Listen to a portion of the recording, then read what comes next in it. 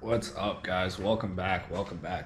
Um, Today I'm going to try and button up the rest of the interior. I do have an update on my transmission. But yeah, I mean, I have the whole interior basically put together. I just got to button up the little tiny things. Center console is put in, everything's together there, but I want to get the cluster in and everything else. If you missed the video where we flocked the dashboard, definitely go back and check that out, because that right there alone is a cool video. I'm really happy with the way that the quality of the flocking turned out. So before we dig into anything, definitely go hit that subscribe button. Turn the little bell notification on. That way you get a notification every time I post a new video, because there's going to be plenty of them. Yeah, I mean, with that being said, let's go ahead and jump right into what we got going on.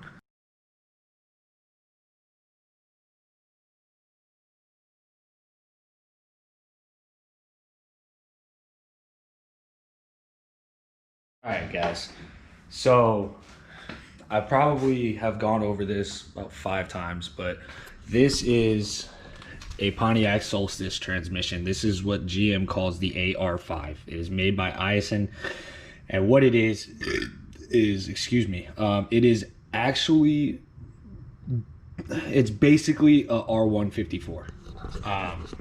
It's the same body, bell housing back, tail shaft's the same.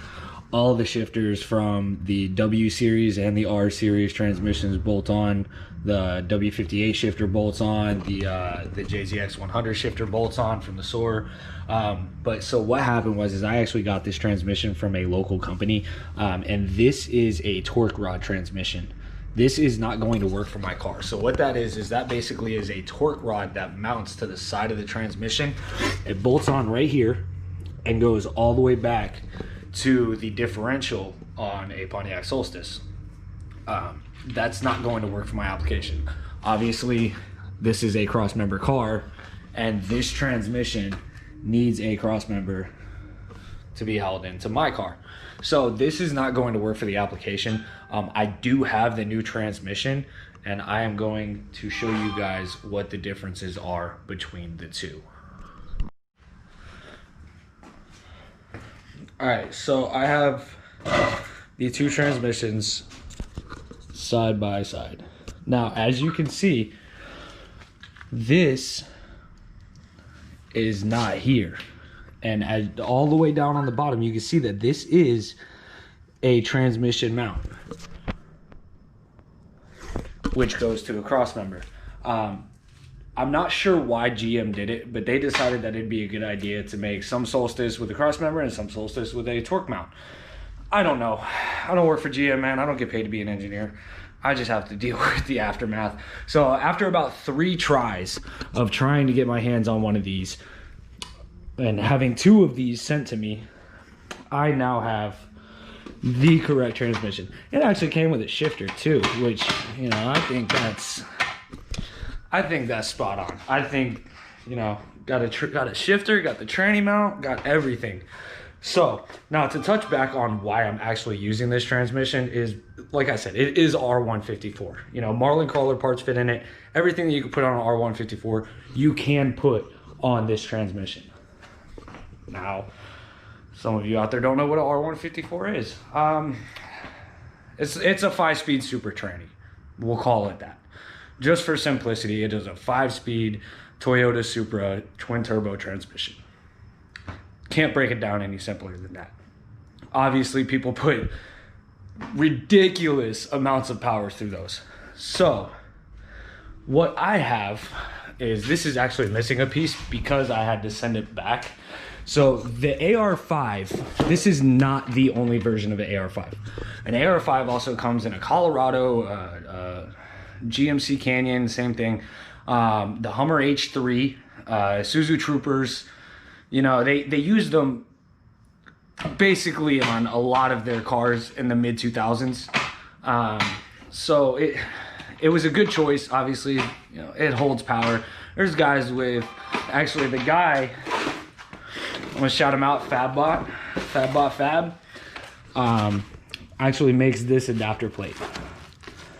So this adapter plate is the same bolt pattern as the bell housing. So these inside bolts are the same bolt pattern as the actual bell housing. You know, I have to run a slave spacer, and you know, there's a special throwout bearing, or not throwout bearing, thrust washer, I'm sorry, thrust bearing. And he sends all the hardware with it. You know, there are some sunken bolts in here. You can see some button heads. And those go in these little indents, and that's so that it uses a Chevy,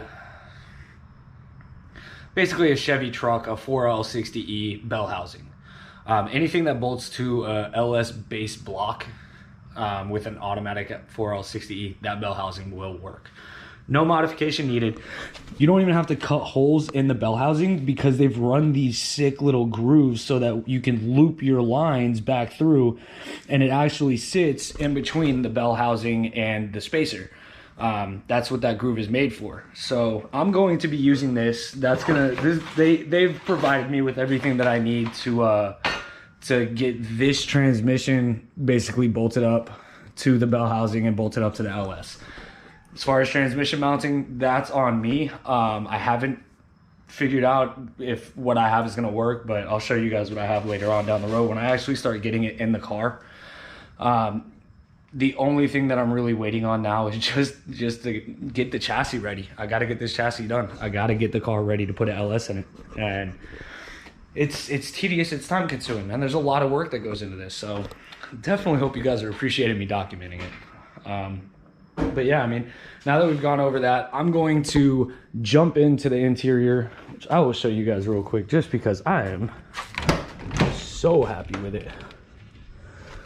The flocking on the dash turned out amazing. Again, if you guys missed that video, definitely go back to my channel, find that video and watch it. It is killer. So yeah, I'm gonna dig in. All right, guys, what is up?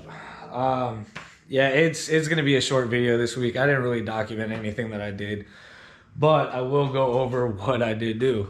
So I have my Chase Bays LS fuel lines and my Fuel Lab fuel pressure regulator mounted up. As you can see, it is fully mounted. So that is where that is going to stay for right now. And then also I'm really happy with the way this turned out. My interior. Probably not going to be able to see much, but I do have my cluster in, my cluster surround, my steering wheel bezel, my AC unit, my airbag cover, all the dash vents are in, everything is in with the center console.